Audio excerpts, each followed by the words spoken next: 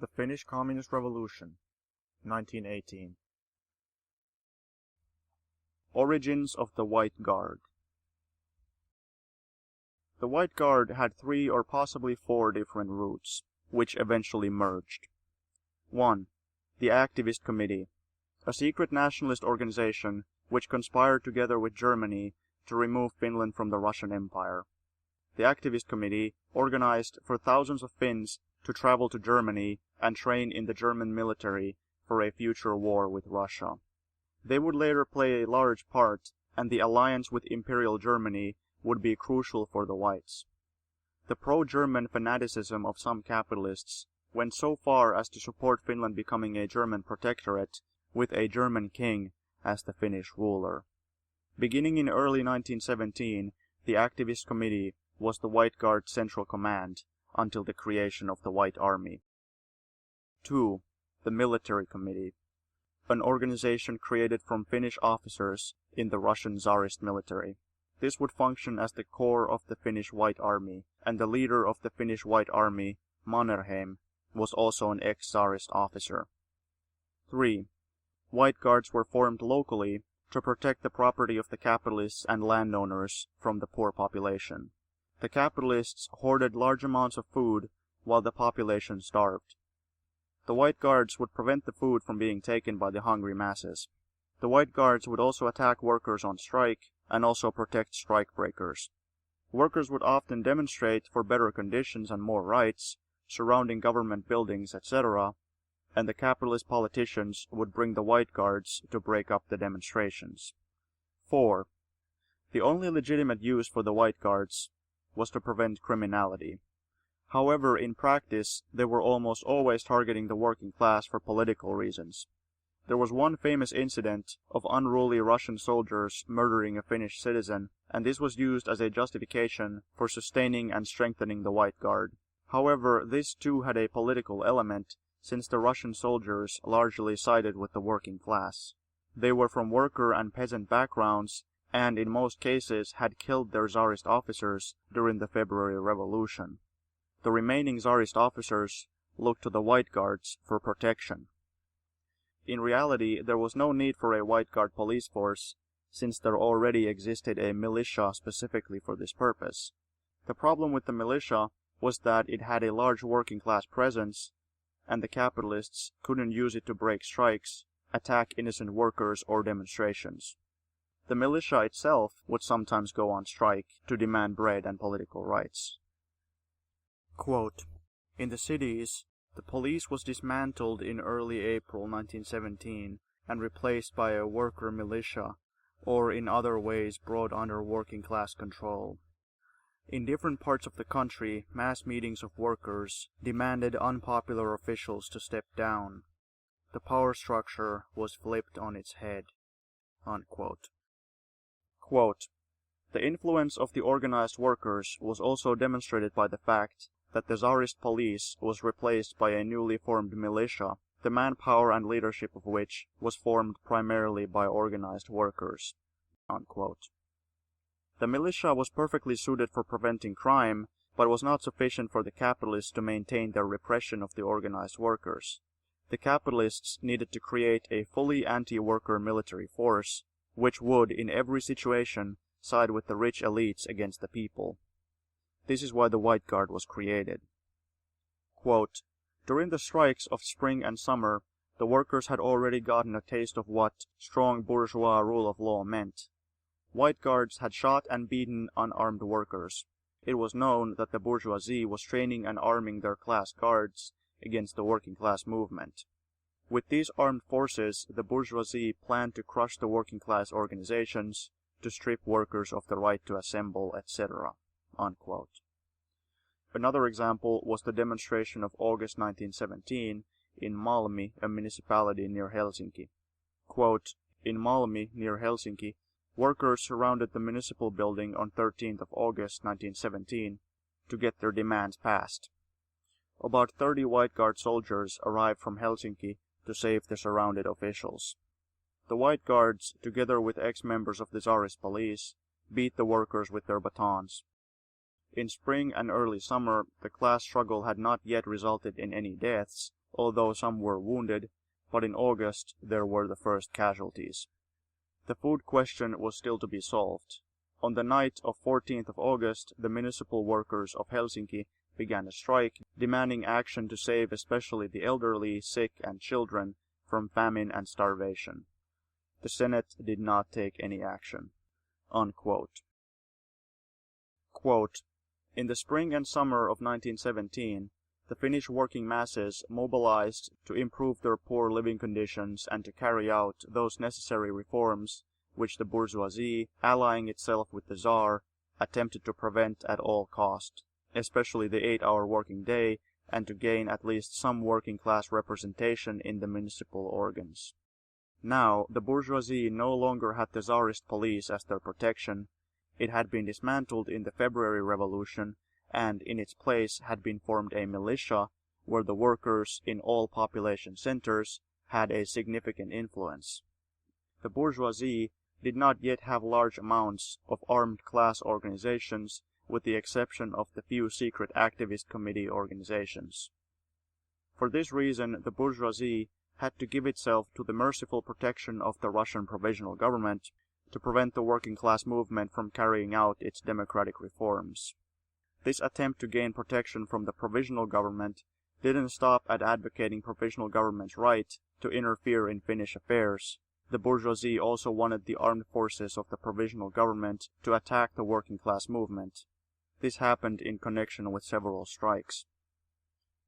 The newspaper The Worker reported on 24th of April 1917 that the director of Lehtoniemi machine workshop, owned by Baron Wrede, had sent a message to the Soviet of Russian soldiers in Helsinki, most humbly asking to send soldiers to protect the quote-unquote state property held by the workshop, quote, from possible damage, unquote.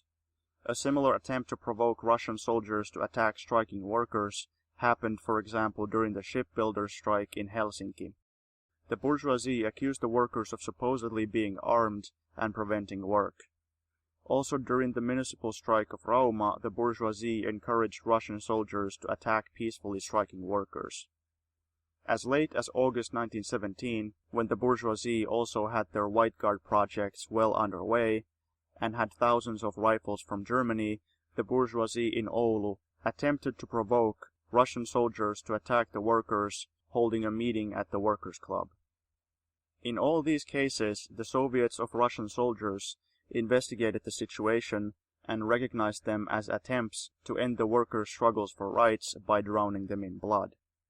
When the bourgeoisie saw its own powerlessness before the masses, and when the Russian soldiers even sided with the democratic rights of the workers, it began organizing its armed forces to stifle the workers' struggle.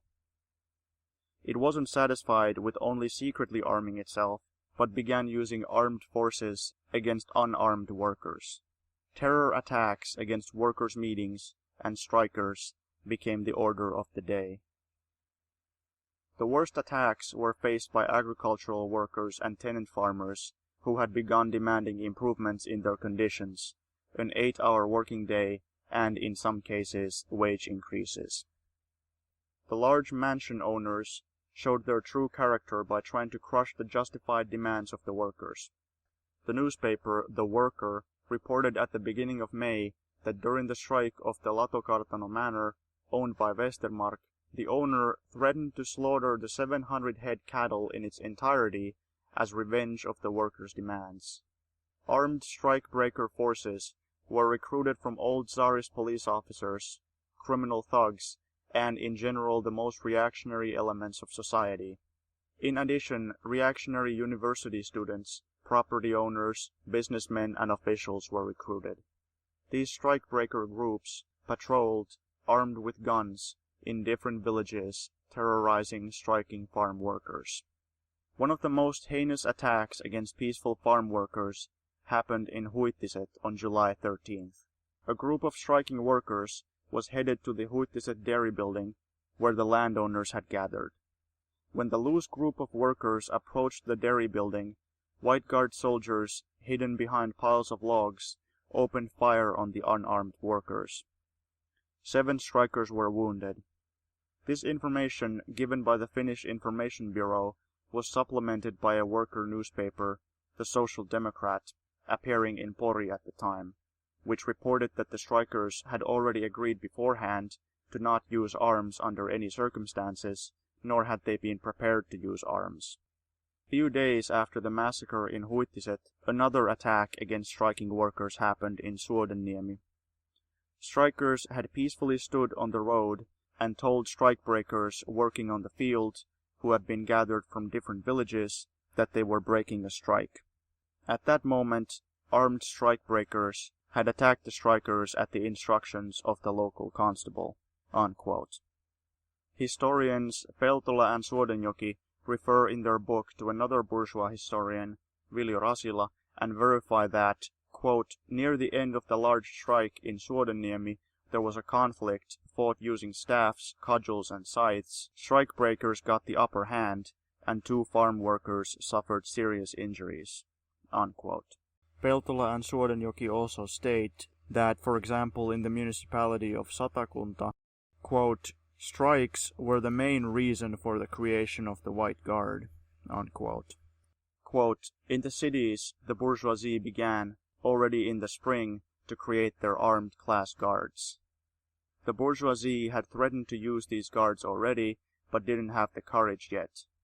On 17th of August, at the Helsinki Stock Exchange building, White Guards, disguised as militiamen, attacked workers demonstrating against the city council and beat them with batons. Soon, the bourgeoisie had organized a nationwide class army to smash the working class movement. The working class press took notice of the bourgeoisie arming itself. The newspaper The Worker wrote on 23rd of August 1917, stating that, due to the February Revolution, the bourgeoisie had lost their foreign protector, the Russian Tsar, and also the Tsarist police. It had begun creating an armed class military." Unquote. Historians Suodenjoki and Peltola state that, quote, "to counter food confiscation, agricultural producers and other bourgeois citizens began independently creating their own police forces, whose mission was defined as protection of property. This angered the workers. The workers considered the food storages of the capitalists to be against the food supply law, and thus considered the White Guards created to protect them as illegal." Unquote. Quote, "after the Tsarist gendarmerie had been dismantled and the police replaced by a militia, where the workers held significant influence, and after the Russian troops had gone to the side of the revolution, the bourgeoisie realized that it didn't have any organized armed force to protect itself against the numerically superior and quite well organized working class. This is why, already in the spring of 1917, the bourgeoisie began creating its own fighting forces, whose purpose was supposedly protecting the safety of citizens and protection of property from vandalism and criminality. Their creation seemed timely, and for this reason, even some workers initially joined these organizations. Chapters were formed under the name of sports societies and volunteer fire departments, and only later they began everywhere to be called White Guards. The bourgeoisie did not admit that the White Guards were its class organizations. The White Guards were the bourgeoisie's military force, with which it believed to create the order they desired. In southern Finland, where the rural workers' strike movement began to spread already in April and May, White Guards were created especially to fight strikes. In northern Finland, they were being created to oppose Russian soldiers who sided with the workers. Soon control of the nationwide organization and action of the White Guard was given to the secret activist committee. The activists had already, since before World War I, kept connection to Germany and organized the sending of couple thousand young Finnish men to Germany for military training. They were preparing a war to separate Finland from Russia with German help, even if that meant Finland would become reliant on Germany. In June 1917, the activist committee divided Finland into regions for better coordination of the White Guards. In July, a central office for the White Guards was created. It was located in Helsinki under the harmless-sounding false name of the New Forest Office. Uusi metsätoimisto oli aikaisemmin jääkärivärväystä harjoittaneen AK:n eli aktiivisen komitean uusi salainen keskustoimisto. Sen johtaja Elmo Kaila alkoi kesällä 1917 organisoida sotilaallisia järjestöjä, palosuojelukuntia eri puolille Suomea. Aktivisteilla ja uudella metsätoimistolla oli keskeinen rooli suojeluskuntien eli niin sanottujen palokuntien perustamisessa eri puolille Suomea kesällä 17. Tavoite oli taistelu venäläisiä vastaan ja vielä kesällä aktivistit suunnittelivat yhteistyötä itsenäisyyttä ajavien sosiaalidemokraattien kanssa. Suojeluskuntia perustettiin myös järjestyksenpitoon ja varsinkin Satakunnassa nimenomaan maatalouslakkolaisia vastaan. Vastakkainasettelu näkyy myös suhtautumisessa valtalakiin. Osa porvareista vastusti sitä, että Suomen eduskunta julistautuisi korkeimman vallan haltijaksi, koska pelkäsi sen johtavan sosialistien vallan kasvuun. Sosiaalidemokraattinen liike on yhä voimistunut ja uhkaa käydä suurporvaristolle ylivoimaiseksi. Köyhällistöliikkeen pelko on niissä piireissä synnyttänyt omituisen vetovoiman Pietaria kohti. The central office held secret communication with local organizations, as well as Sweden, Germany, and the Finnish Jäger Battalion, that is, the Finnish soldiers serving and being trained in the German army. For this new army, weapons for 100,000 men were collected in Danzig. In October 1917, explosives were shipped from Umeå in Sweden to Vasa, the secret white capital of Finland, from where White Guard members transported them in fish barrels and their luggage to local organizations. At the end of October, the ship Equity left from Germany. To camouflage it, the Russian name Mir was painted on the ship's side and a red flag was waving in its mast. This ship brought the White Guards large amounts of rifles. Some sources say 4,500, others 7,000. Machine guns, according to some sources 30, according to others 100. 2,800,000 bullets, 1,500 hand grenades, 2,000 pistols, and explosives. Weapons were secretly brought from Russia through the White Guard Vyborg regional organization, founded in July, and in the autumn through the harmless-sounding White Guard organization, Karelian Citizens League. This league was funded by a banker, a factory owner, and 4 wholesalers, and through the Finland Committee, founded in Petrograd. By creating White Guards, the bourgeoisie started a process which would develop due to its inherent laws, logically towards civil war. The workers could not interpret it as anything else than preparation for an armed attack against them. Despite bourgeois propaganda and press saying otherwise, realities spoke a clear message. White Guards were being used to break strikes. Workers reacted to the founding of White Guards with determination. To avoid being at the mercy of an armed opponent, workers began creating their own peacekeeping forces for self-defense purposes." Unquote. The activist committee had warmed itself to the highest levels of the government. Quote, "Member of the Nationalist Activist Committee, Senator Åkerman, agreed to handle the bourgeois Senate's food issues if he was given authority to gather necessary food supplies to suitable locations.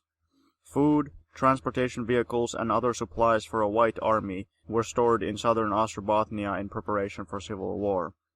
The activist committee had played an important part in creating the White Guards and was now recognized as an official organ of the state and given responsibility to draft the new conscription law and develop the bourgeois military forces.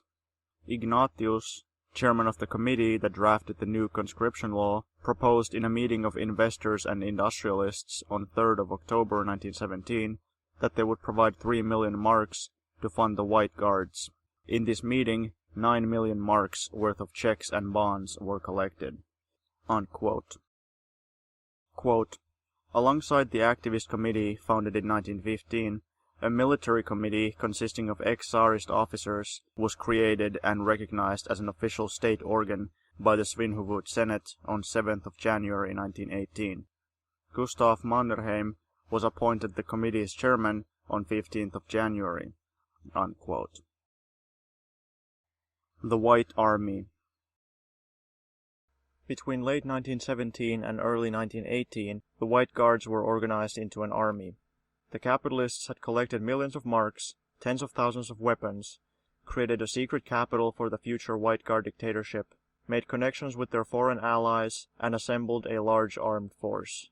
The White Guard was recognized as the official state military of Finland by the Svinhufvud government. Mannerheim was appointed its commander. Let's examine the composition of this army.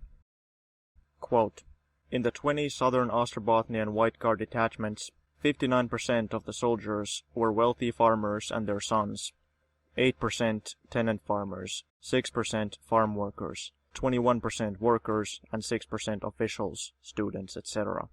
Unquote.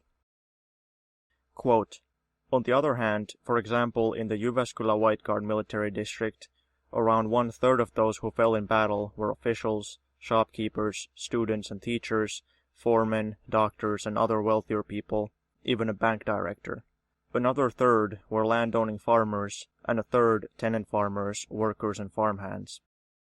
Capitalists, investors, and bankers constituted only a tiny minority of the population, while officials, doctors, military men, police officers, and other somewhat wealthier people often sided with the whites.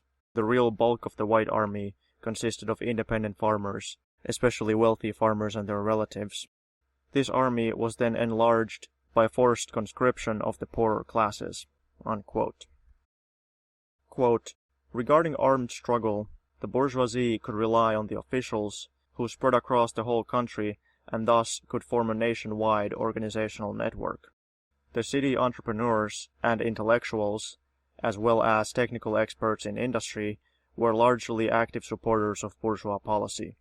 The nobility and other large landowners were passionate enemies of the working class movement. The influence of the bourgeoisie also spread itself strongly to independent farmers who had been frightened with the notion that the workers wanted to steal the peasantry's land. In military matters, the bourgeoisie was in an enormously better position, in the amount of trained and experienced officers it had. The so-called White Army had 11 people with the rank of general, 480 graduates from the old Finnish cadet school. There were 403 officers and 724 NCOs among Jägers. The Whites received 118 NCOs from the Vuoden military academy. 27 active officers arrived from Sweden. In total, the White officer corps was 1,700 persons. Initially, the Whites threw 10,000 men at the front, but in February they had to resort to forced conscription, through which they increased the number to 32,000 men. According to the Whites themselves, their army was already 10,000 by the end of 1917, 36,000 by April, and 70,000 by the end of the war. The Whites also had better weaponry. Already in October 1917, they received 7,000 rifles, large amounts of machine guns, hand grenades, bullets, etc. from Germany. At the end of January, the Whites also managed to steal 7,880 rifles, 1,143,000 bullets, 10 machine guns, and 12 cannons from the demoralized Russian troops in northern Finland. 2 more weapon shipments arrived from Germany, containing 140,000 rifles and more than 83 million bullets, 250 machine guns, 500,000 hand grenades, and 32 cannons with ammunition. On top of all this, they received other weapons and equipment of all kinds, such as pistols, radios, and field telephones, etc. The Whites also had confirmed knowledge about Germany's intervention since February. At the beginning of March, there was already an exact agreement. Furthermore, the Whites got a Swedish brigade on their side. Individual officers and volunteers arrived from other Nordic countries. Russian counter-revolutionary officers also aided the White war effort. Unquote.